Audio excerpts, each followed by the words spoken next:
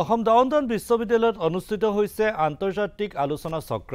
সোমবাৰৰ পৰা 3 দিনীয়াকৈ আয়োজন কৰা হৈছে আলোচনা চক্ৰ। গোলকীয় স্বাস্থ্য আৰু বহনক্ষমতা সন্দৰ্ভতে এই মূল আলোচনা চক্ৰ অনুষ্ঠিত হৈছে। স্বাস্থ্য ক্ষেত্ৰত বিজ্ঞান প্ৰযুক্তি উদ্ভাৱন আৰু নীতিক লৈ বিশেষজ্ঞৰ আলোচনা। এই আলোচনাত দক্ষিণ পূব এছিয়া ইউৰোপৰ প্ৰায় 100 প্ৰতিনিধিয়ে অংশগ্ৰহণ কৰিছে।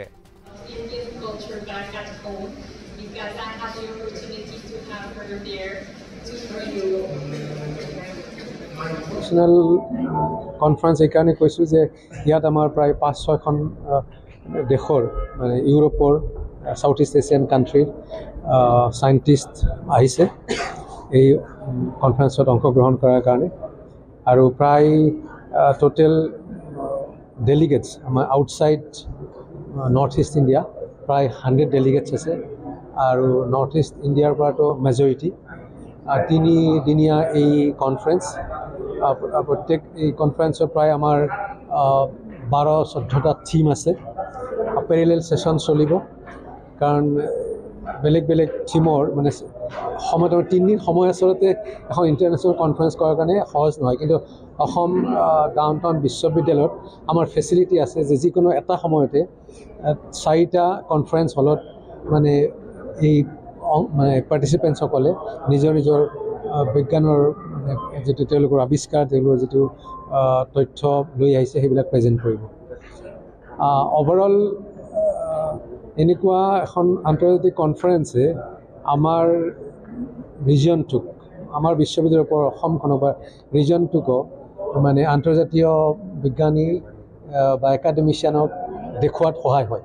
গ্লোবেল যেটো হেলথ সিকিউৰিটি বেসিক্যালি তাৰ ওপৰত গ্লোবেলি গোটেই পৃথিৱীটো এটা ইস্যু যে মানুহৰ এই হেলথটো কেনেকৈ সিকিউৰ কৰি ৰাখিব পাৰি সেই সংক্ৰান্তত আহিছিল।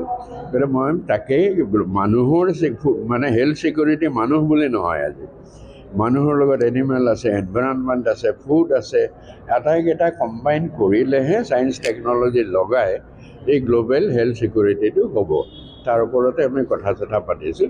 ডিফাৰেণ্ট যিখিনি মানুহ আহিছে তেওঁলোকে নিজৰ পেপাৰ দিব, ডিছকাশ্যন হ'ব, কি ক্ষেত্ৰত কি কৰিব লাগে, মেডিকেলত কি কৰিব লাগে, এনিমেল হাজবেণ্ডাৰী কি কৰিব লাগে, ঠিক তেনেকৈ এনভাইৰনমেণ্ট ডিগ্ৰেডেশ্যন হৈছে তাত কি কৰিব লাগে। এনভাইৰনমেণ্টৰ পৰা বহুত ডিজিজবিলাক আহিব ধৰিছে, বিকজ এই জানেই এইটো ক্লাইমেট চেঞ্জৰ লগত বহুতবিলাক আহিব ধৰিছে।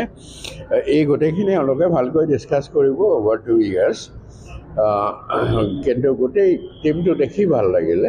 ইউনিভাৰ্চিটি টিম প্লাছ এই কনফাৰেন্সখন যোনে এৰেঞ্জ কৰিছে তেওঁ স্পেচিফিক এজন প্ৰফেচাৰ শৰ্মা আছে, এজন কলিতা আছে, আৰু ভালকৈ এৰেঞ্জ কৰিছে।